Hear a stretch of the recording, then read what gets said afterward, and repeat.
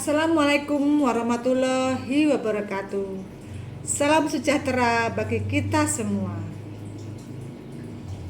Untuk edukasi hukum lingkungan, kali ini saya mengambil tema penegakan hukum lingkungan melalui sanksi administratif terhadap pelanggaran limbah B3.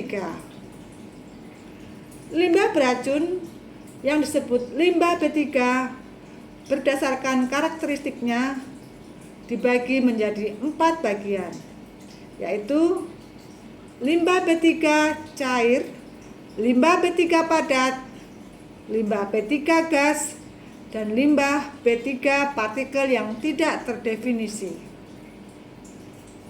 Penjelasan tentang limbah B3 diatur dalam Undang-Undang Nomor 32 Tahun 2009 tentang perlindungan dan pengelolaan lingkungan hidup pada pasal 1 ayat 21 dan pada pasal 1 ayat 22. Kasus pencemaran dan perusakan lingkungan ini sangat berbahaya bagi kesejahteraan umat manusia. Apalagi pencemaran perusakan lingkungan dilakukan oleh perusahaan-perusahaan yang bergerak dalam berbagai bidang kegiatan, baik itu pertambangan, kehutanan, dan lain-lain. Penghasil limbah B3 kebanyakan dari pabrik-pabrik besar. Selain rumah tangga, juga menghasilkan limbah B3.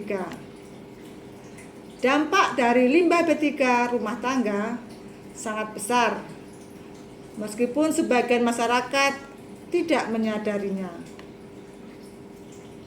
Selain mengandung bahan-bahan kimia berbahaya, limbah B3 juga tidak dapat diuraikan oleh alam, sehingga apabila tidak dikelola dengan baik, penumpukan limbah B3 rumah tangga di tempat pembuangan akhir sampah atau TPA akan semakin banyak dan sangat membahayakan. Pelanggaran akibat pembuangan limbah B3 dalam Undang-Undang Perlindungan dan Pengelolaan Lingkungan Hidup dapat diberikan sanksi administratif. Sedangkan peraturan mengenai sanksi administratif terdapat pada Undang-Undang Nomor 32 Tahun 2009 pada pasal 76 ayat 2 yang berbunyi, sanksi administratif terdiri atas teguran tertulis, paksaan pemerintah, pembekuan izin lingkungan, dan pencabutan izin lingkungan. Pembahasan terkait penegakan sanksi administratif juga terdapat pada Peraturan Pemerintah Republik Indonesia Nomor 22 Tahun 2021 tentang penyelenggaraan perlindungan dan pengelolaan lingkungan hidup yang selanjutnya disebut PP Nomor 22 Tahun 2021 yang terdapat pada bab 11. Pada pasal 508 pada PP nomor 22 tahun 2021 disebutkan sanksi administratif berupa teguran tertulis, paksaan pemerintah, denda administratif, pembukuan perizinan berusaha, dan atau pencabutan perizinan berusaha. Pelarangan B3 ini juga diatur dalam Undang-Undang Nomor 32 Tahun 2009, yaitu pada pasal 69 ayat 1, di mana berbunyi, setiap orang dilarang melakukan perbuatan yang mengakibatkan pencemaran dan atau perusakan lingkungan hidup, memasukkan B3 yang dilarang menurut peraturan perundang-undangan ke wilayah NKRI, memasukkan limbah yang berasal dari luar wilayah NKRI ke media lingkungan hidup NKRI, memasukkan limbah B3 ke dalam wilayah NKRI, membuang limbah B3 ke media lingkungan hidup, membuang B3 dan limbah B3 ke media lingkungan hidup, melepaskan produk rekayasa genetik ke media lingkungan hidup yang bertentangan dengan peraturan perundang-undangan atau izin lingkungan, melakukan pembukaan lahan dengan cara membakar, menyusun AMDAL tanpa memiliki sertifikat kompetensi penyusun AMDAL, dan atau memberikan informasi palsu, menyesatkan, menghilangkan informasi, merusak informasi, atau memberikan keterangan yang tidak benar.